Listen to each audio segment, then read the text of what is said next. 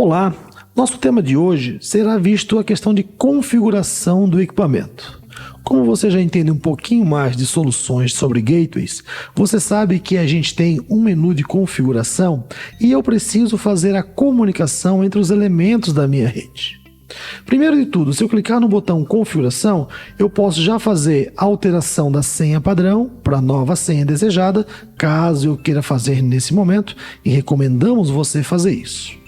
No campo de VoIP, eu vou colocar o domínio, por exemplo, da minha central PBX. Então eu tenho uma central PBX na minha rede 192.168.210.33. Esse meu equipamento corresponde na porta 5060 do CIP. Caso eu queira que o meu equipamento, por qualquer motivo, tenha um registro nessa central PBX, para que ela possa ser um IP confiável desse elemento de rede que eu tenho aqui, eu posso simplesmente habilitá-lo. Então, por exemplo, no meu equipamento, é claro, eu sei que existe um usuário lá chamado 1000. A senha do elemento é 1000 e vou colocar aqui também a senha 1000. Que é o usuário de autorização, né? E a própria senha aqui para mim. Aqui eu tenho a expiração do tempo em segundos. A cada 3.600 segundos eu vou verificar se eu quero mais um registro. Posso colocar a cada minuto também fazendo o registro, aí vai de acordo com o próprio administrador. Caso eu precise de um proxy, e a porta do proxy, para que eu possa chegar naquele domínio, eu também posso estar configurando aqui esses endereços normalmente.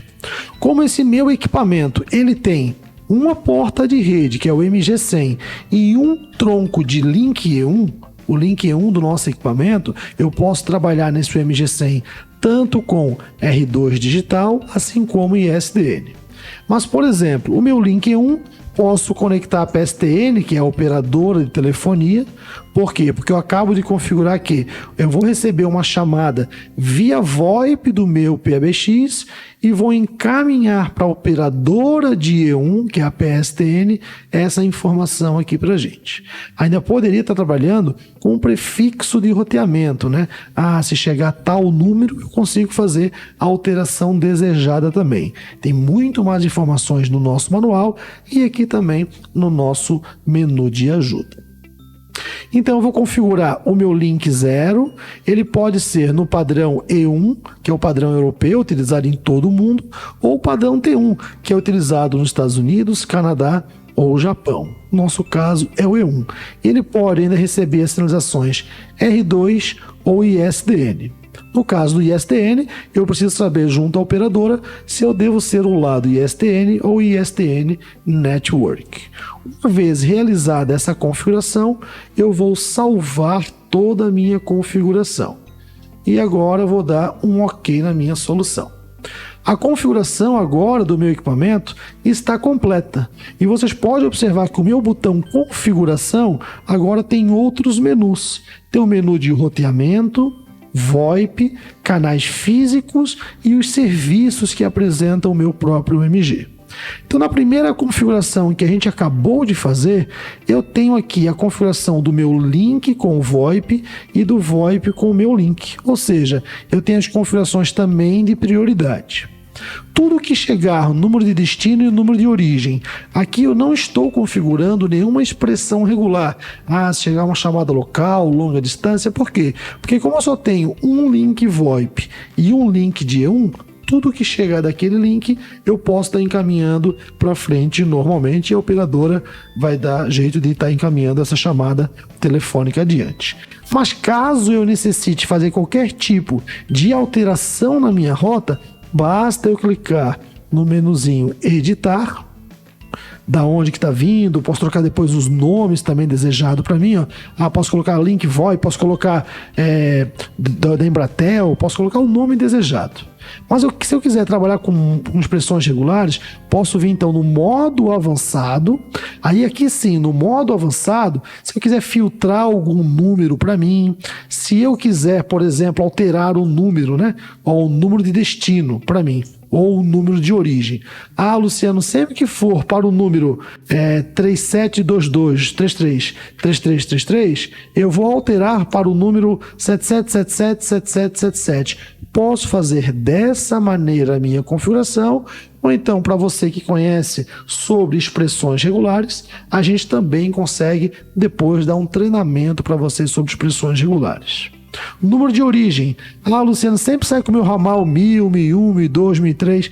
Então, se o filtro de origem for qualquer um dos meus ramais, eu quero alterar o número para o número piloto. Então, eu quero que saia sempre com o número. Meu número piloto agora é 34444444. Pronto. Agora sim vai sair todos os meus números através do 3444. Ainda posso fazer chamadas a cobrar, filtro de chamadas a cobrar na origem, indicação de chamada a cobrar no destino. Posso aceitar todas as chamadas, apenas chamadas a cobrar, rejeitar chamadas a cobrar também. E na indicação de chamada a cobrar no destino, eu posso criar como chamada normal, chamada a cobrar ou encaminhar a própria sinalização. Uma vez feita essa alteração na minha rota, você pode observar então que eu acabei de alterar. Ele aparece para mim como rota configurada avançada. Se eu colocar o mouse em cima, então eu já sei exatamente como que está a configuração do meu equipamento. Ok? Então a gente fez agora a configuração do nosso equipamento e pré-definimos a questão do nosso roteamento.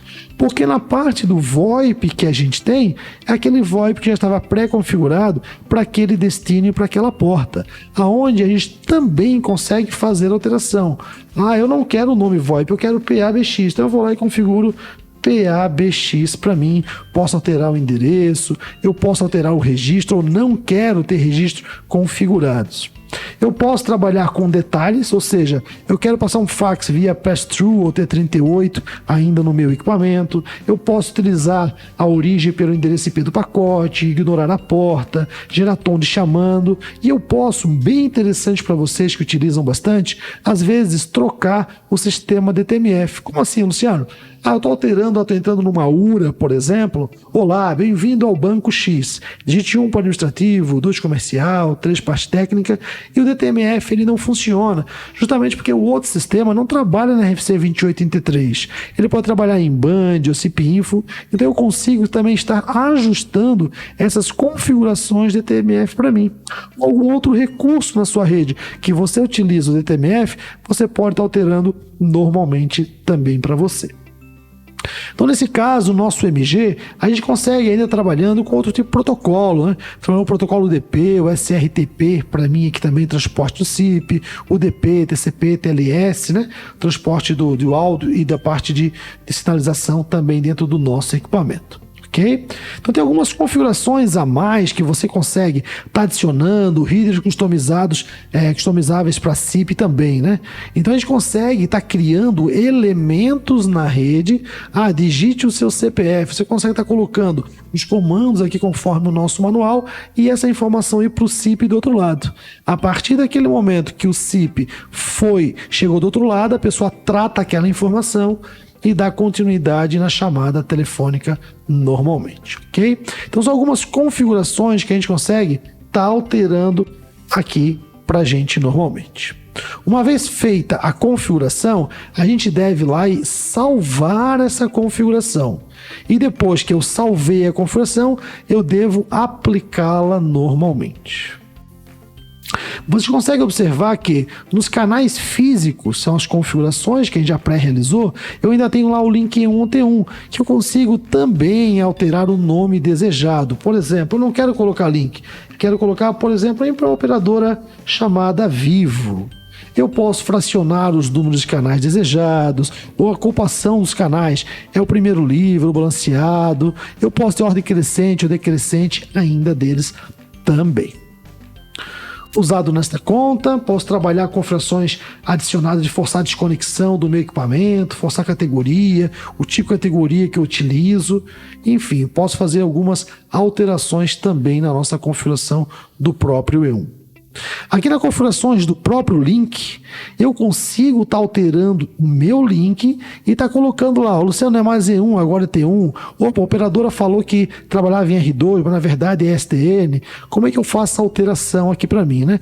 E eu posso também pré-definir a quantidade de dígitos de entrada que eu estou esperando. Ou seja, estou colocando aqui esperando o MCDU, que são 4 dígitos, né? Milhar, centena, dezena e unidade. E conforme o seu procedimento, ou seja, o seu cenário, Luciano, mas eu quero estar utilizando isso aqui lá com o PBX, ou realmente estou mandando lá para o operador de telefonia, eu consigo fazer a alteração, setar plano de descagem, ou ainda trabalhar com CRC4 no meu sistema. Tá bom? Uma vez eu posso também receber ou gerar o clock, né, conforme for a minha operação. Geralmente, a operadora gera e o gateway recebe aqui o clock lá da operadora. Salvei a configuração e lembrando sempre, uma vez que eu salvo, eu devo aplicar a mesma configuração aqui para mim. Depois a gente vai estar verificando a questão dos serviços do equipamento, mas agora sim, temos então o nosso equipamento configurado, a questão do roteamento, a questão do VoIP e dos canais físicos no nosso equipamento. Ok? Qualquer dúvida que você tiver, entre em contato conosco através do academy@comp.com. Muito obrigado.